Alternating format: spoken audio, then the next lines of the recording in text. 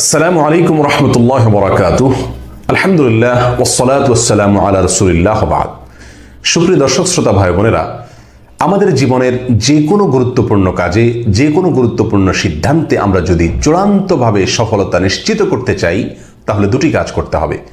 তার একটি হলো সংশ্লিষ্ট কাজ শুরু করবার আগে, আরেকটি কাজ হলো পরে। যে কোনো কাজ শুরু করার আগে একজন মুমিন আল্লাহ সুবহানাহু ওয়া তাআলার প্রতি পরিপূর্ণ আস্থা, পরিপূর্ণ ভরসা এবং তাওয়াক্কুল যদি করেন, তাহলে তিনি সে কাজে চূড়ান্তভাবে সফল কাম হবেন।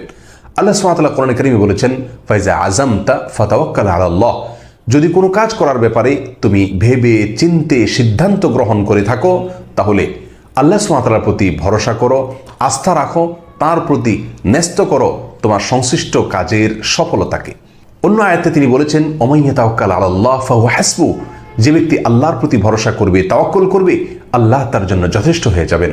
আর আল্লাহর যার জন্য যথেষ্ট হয়ে যান, সেই ব্যক্তি কখনো ব্যর্থ হতে পারে না। আর সংশ্লিষ্ট কাজ শেষ করার পরে যে কাজটি করতে হবে তা হলো, সে কাজের যেই ফলাফলই আসুক না কেন, সেই ফলাফলে সন্তুষ্ট থাকতে হবে। আল্লাহর ফয়সালায়, আল্লাহর সিদ্ধান্তে, আল্লাহর কাজার উপরে সম্পূর্ণরূপে যখন বান্দা রাজি থাকবে, সন্তুষ্ট থাকবে, আল্লাহ সুবহানাহু ওয়া তাআলা তাকে ওই কাজের উত্তম থেকে উত্তম পরিণাম দেখাবেন এবং সে দেখতে পাবে কিভাবে সে সৌভাগ্য অর্জন করছে। সুতরাং যে কোনো কাজ করার আগে এবং ভেবে চিন্তে পরামর্শ করে ইস্তেখারা করে সিদ্ধান্ত গ্রহণ করার পরে আল্লাহর প্রতি পরিপূর্ণ আস্থা রাখতে হবে, ভরসা রাখতে হবে, তাওয়াক্কুল করতে হবে এবং নিশ্চিত থাকতে হবে যে আল্লাহ সুবহানাহু ওয়া তাআলা আমার জন্য কল্যাণের ফয়সালা করবেন, কারণ আমি তার উপরে ভরসা করেছি। আর কাজটি সম্পাদিত হওয়ার পরে, শেষ হওয়ার পরে তার বাহ্যিক ফলাফল যাই হোক না কেন, সম্পূর্ণরূপে আল্লাহর প্রতি সন্তুষ্ট থাকতে হবে। মনে রাখতে হবে, যেহেতু আমি আল্লাহর উপর তাওয়াক্কুল করেছি কাজটি শুরু করার আগে, অতএব আল্লাহ সুবহানাহু ওয়া তাআলা আমাকে সফলতা দেবেনই।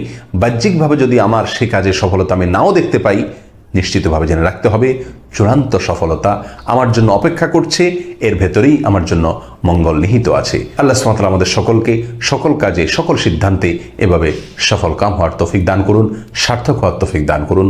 আসসালামু আলাইকুম ওয়া রাহমাতুল্লাহি ওয়া বারাকাতুহু।